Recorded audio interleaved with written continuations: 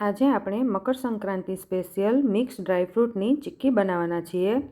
બાળકો માટે ખૂબ હેલ્ધી એવી ડ્રાયફ્રૂટ ચીક્કી એકદમ ક્રિસ્પી અને ખાવામાં એકદમ સોફ્ટ એવી બને છે। તો ચાલો કેવી રીતે બનાવવી એ જોઈ લઈએ। એના માટે મેં અહીંયા કાજુ, બદામ, પિસ્તા, અખરોટ અને મગજતરીના બી લીધા છે। ડ્રાયફ્રૂટ્સ તમે તમારા ટેસ્ટ પ્રમાણે વધારે ઓછા અને જો તમને કોઈ ન ભાવતા હોય તો સ્કીપ પણ કરી શકો છો અને તમને જે ડ્રાયફ્રૂટ્સ ભાવતા હોય એ તમે એડ પણ કરી શકો છો। હવે બધા ડ્રાયફ્રૂટને આપણે પેનમાં નાખીને ડ્રાય રોસ્ટ કરવાના છે।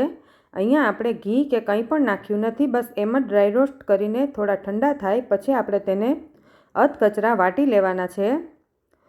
આ રીતે એકદમ ભૂકો નથી કરવાનો, અધકચરો જ ભૂકો કરવાનો છે।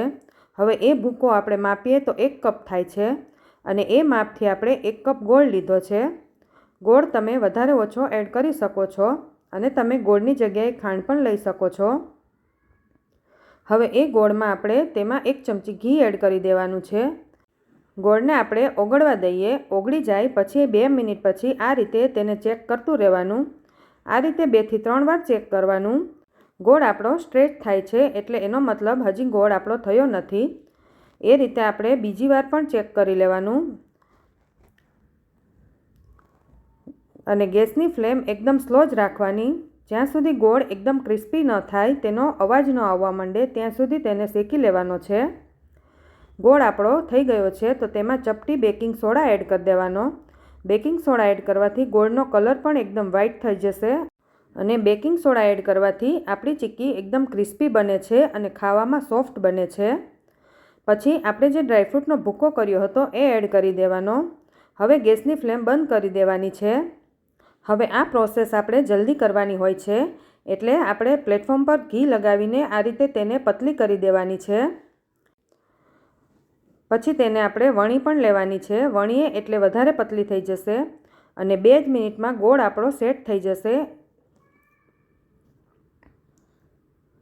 જેટલી પોળી થાય એ પ્રમાણે આપણે અત્યારે કરી લેવાની। પછી થોડું વેલાણું ફેરવી દેવાનું। જેટલી પતલી થઈ શકે એટલી પતલી તમે વણી શકો છો।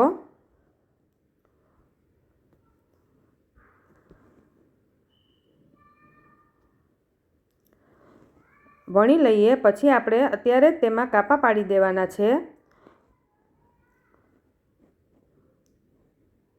તમારે જે સાઇઝના કટ કરવા હોય એ સાઇઝના તમે કટ કરી શકો છો। 2 થી 3 મિનિટમાં જ આપણી ચીક્કી એકદમ સેટ થઈ જાય છે। તો ચીક્કી આપણી તૈયાર થઈ ગઈ છે, એકદમ સરસ ક્રિસ્પી અને ખાવામાં સોફ્ટ એવી। અને ડ્રાયફ્રૂટ હોય એટલે બાળકો માટે હેલ્ધી પણ ગણાય છે।